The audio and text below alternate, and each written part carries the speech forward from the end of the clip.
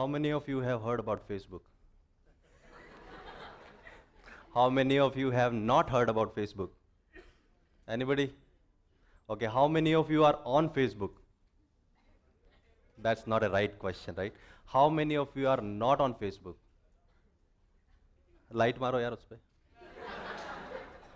Or anybody else? So is pe bhi light maro.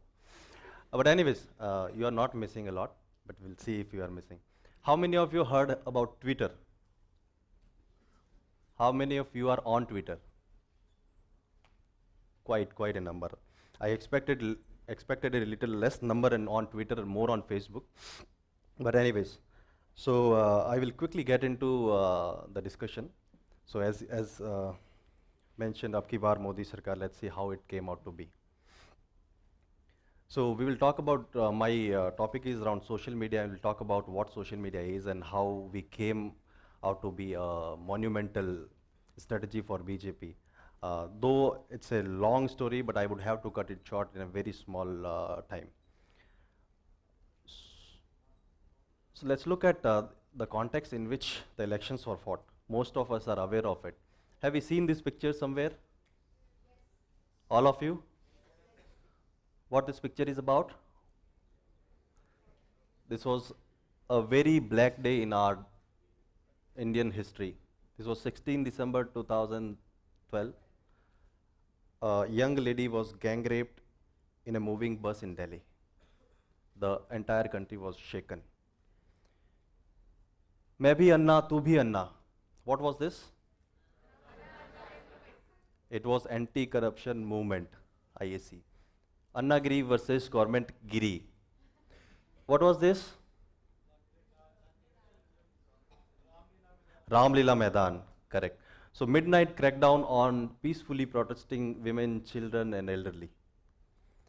While there were a lot of protests, what actually made a difference was how government responded to this protest. They were not able to respond to the sentiments of the people. They were not able to understand the needs of the nation. And on top of it, as Nilima mentioned, they came up with statements which were not at all digestible. So, and why I chose to join politics, I will summarize that in 4 lines. It is in Hindi.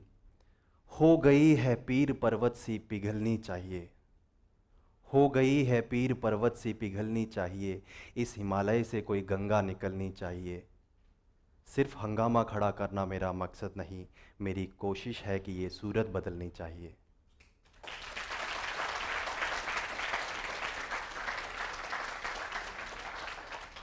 So these 4 lines written by Dushyant actually changed the trajectory of my life, or why I chose to be part of that rather than being a moved spectator. So let's quickly get into what media is and the social media is. To understand what media is, media creates stories in form of reporting, printing, recording. They are delivered through TV, newspaper, radio, and we consume them at our own convenience by way of watching TV, reading newspapers, and listening to radio. And everywhere, a lot of money is involved. Let's look at what social media is and how it is different. Somewhere, a boy or a girl raises a voice. The voice may be positive or negative. He ignites a flame. His friends join.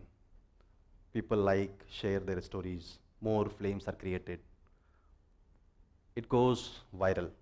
More and more people, friends of friends, families, relatives, communities, they start talking about it. And within a matter of time, the whole country, whole city knows about it. This is social media. While I'm showing fire here, but fire can be positive, fire can be negative, it can be a good story, it can be a bad story. A little girl, Jaya Lakshmi from Kerala, uploaded a video where she was singing in a melodious voice of Lata Mangeshkar. Nobody knew about it a day before. And all news channels, all newspapers started talking about it. Who was she? Has Lata Mangeshkar come alive again? She's still alive, but is she taking rebirth? And everybody start looking for it. So look at what social media has, how social media has turned around that story. Had social media not been there, do you think that we would have come to know about her, that girl? Probably not before she could have made or sung a song somewhere. So this is social media. It may be, for good news, for example, Dhoni retires. Is that good news? Yeah. So it's a good news or bad news, whatever it is, but those news also quickly spreads through social media. Let's see another quickly look at what social media is. I classify it as a nuclear reaction. Look at this. All of you are engineers. We have read this nuclear physics. So this one neutron, it starts the chain reaction. It fires, it creates two more, then that one fires, that creates few more, and this way it goes on. This is controlled. And this neutron is who? You and me on social media. So while there is a one neutron on social media, there are thousands of neutrons like you and me who can fire simultaneously. So think about how many nuclear explosions we can have. This is social media.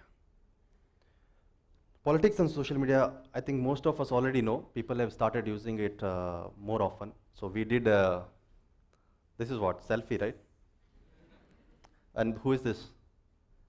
None other than Prime Minister of Fiji, who's taking selfie with Narendra Modi. So selfie, so when these things started happening, I looked in dictionary what selfie is actually. So I didn't know about it. So Narendra Modi along with Shashi Tharoor as well, he was the quite early adopter is that this medium of communication, and they started using Twitter and Facebook in 2009.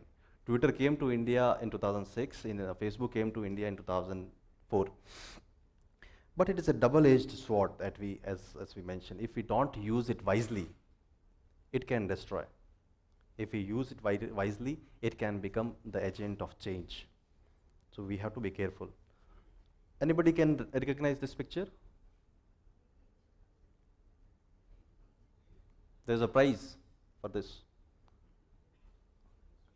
Little louder, I am not able to hear. Yes, Egypt. What this place is within Egypt?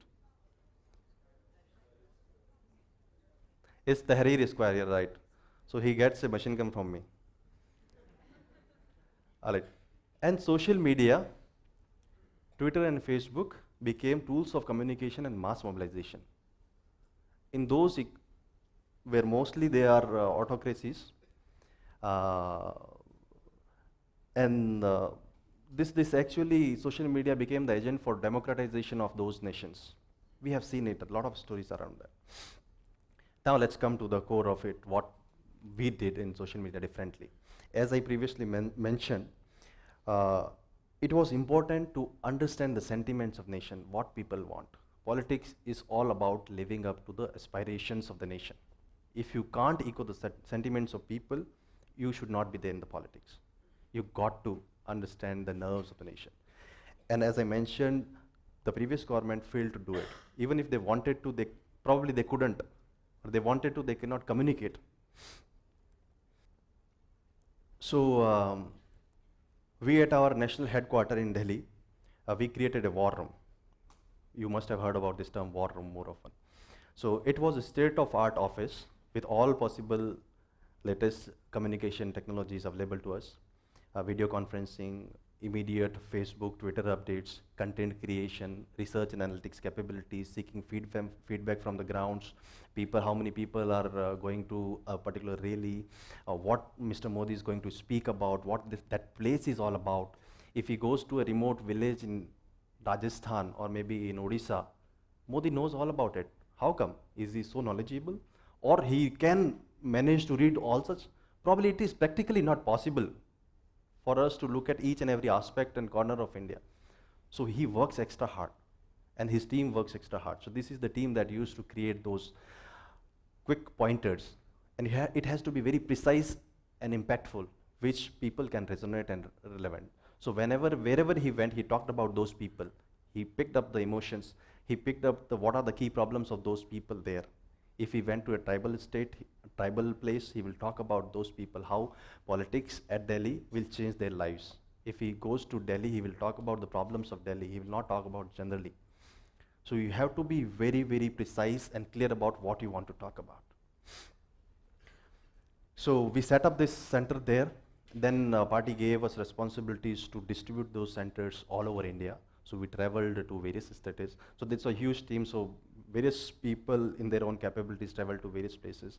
So I was part of youth wing. So I was given charge of running this campaign for youth wing of BJP. So that was my scope.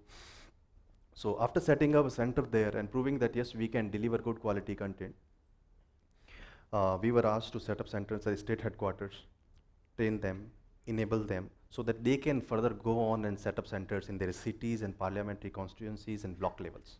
So that is how the entire tree structure was built. Now comes the quality of the content.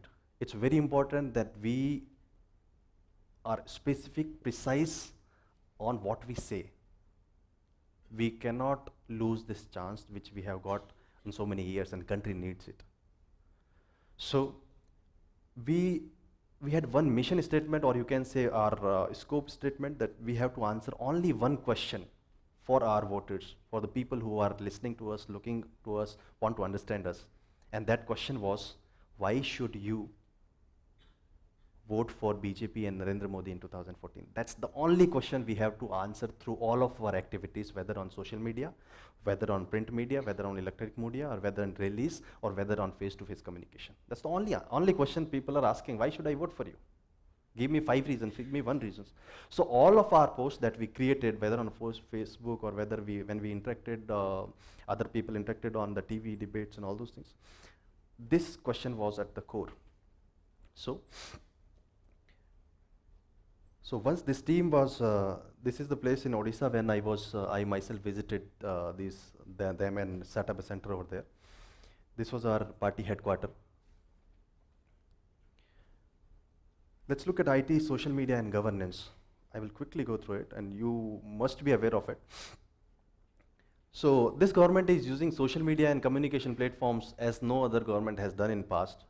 There are 2 reasons. One, these were not available as extensively as they are available now. But despite they were available for quite some time, at least for last 10 years, but this government has taken those bars higher. So as the numbers say here that Narendra Modi's personal following on Facebook stands at 2.7 crore at the time I created this PPT. Twitter 93.1 lakh. And there is not much overlap in Twitter followings and on Facebook followings, because there are, at least there is some difference. Not all people using Twitter use Facebook, and say other, and vice versa. PMO alone has 43.8 lakh followers on Twitter, and Facebook about 80 lakhs. So there's a huge number, and it's within seconds that you can actually reach out to your people. A paper which will get printed in the night will come to you in the morning. You will read it in the evening. So by the time it has already gone obsolete. Television, they will produce, they will say breaking news, but by the time you already know what have they broken. You already know.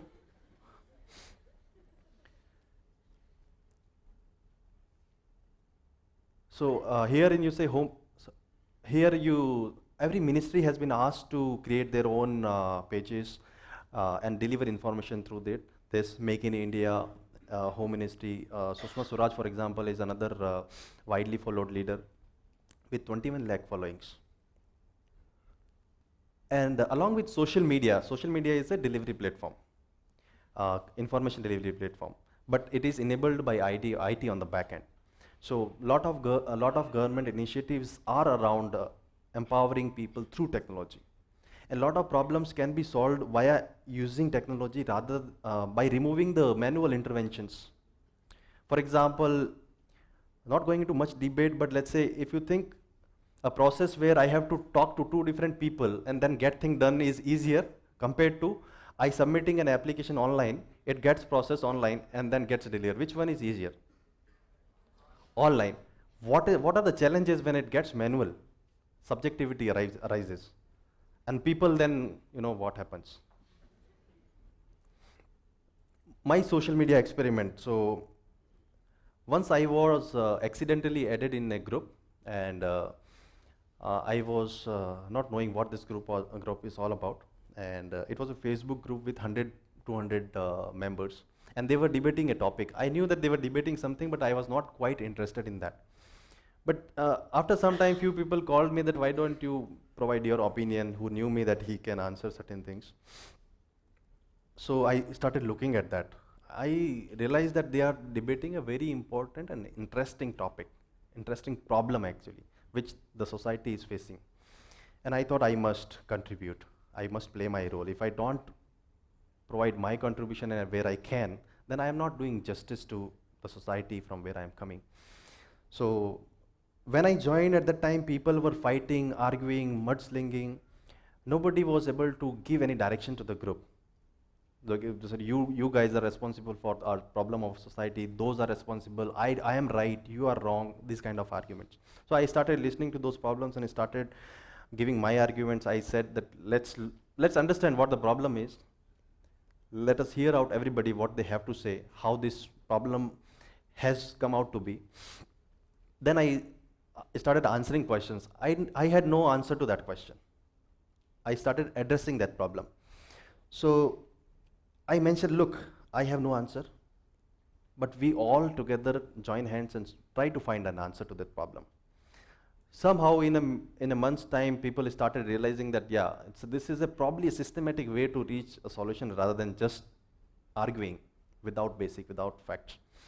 So that movement gathered momentum, and gradually that group became large with more than 1,500 following today. And then I projected a plan which I already had developed with me in practice, how we can tackle these problems. I said, let's come together, let's do a conference, let's meet face to face. We are talking in air. And more than 100 people agreed to come. And we discussed, debated on key problems that society was facing. And then towards the end of that conference, I put forward a plan that this is how we can solve the problems. And then today, that 100 members who came here are working towards solving those problems. So this is a simple social media experiment which all of you can do. Now social media and you. As I've mentioned, you can play your part. Social media can be a good servant, but it would be a very bad master. If you don't use it wisely, it would take you. You lose on your social life. You might have your virtual life, but it will take away your social life. These pictures are actually disturb me a lot. I see people going on a dinner, 10 people on their 10 iPhones, they are sitting on a table, 5 this side, 5 that side, and all of them are busy talking with somebody else sitting hundreds or thousands miles away. So social media, while used wisely, it can be an agent for change, otherwise it will remain a place for excessive indulgence and you will not get much out of it. So getting social life is important. Now, as I mentioned that social media helped BJP. Now that was only half truth. I will tell you the truth. Social media did not change. Social media did nothing. It was the desire in people for change that did the magic. Social media was just a means and not an end. It was people like you and me who chose to rise to the occasion and chose that we have a voice, we want to be heard, we won't take anything from anybody. This is what we want, and we want a change. Until we, the people of this country, choose and rise to the occasion, we can fight the problems which Nilima has talked about. Almost everybody has talked about some or other social problems. We have to rise to the occasion, otherwise it will remain a place for excessive indulgence. Thank you.